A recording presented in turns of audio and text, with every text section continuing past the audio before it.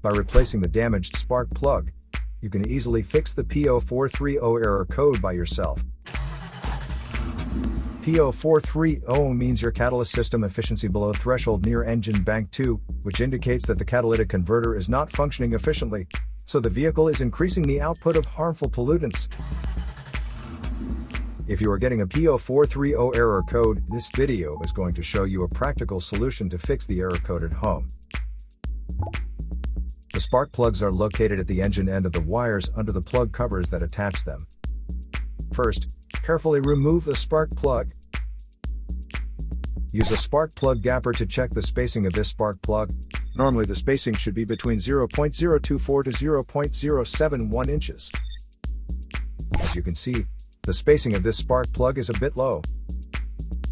Use the spark plug gapper to increase the spacing back to the normal range.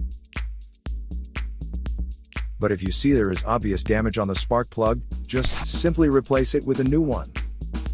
So here is a practical solution to fix the P0430 error code. To save more money on car expenses, claim a free engine code scanner by clicking the link here or at the description link below. You're also welcome to leave comments below. Our mechanic professionals will answer them shortly.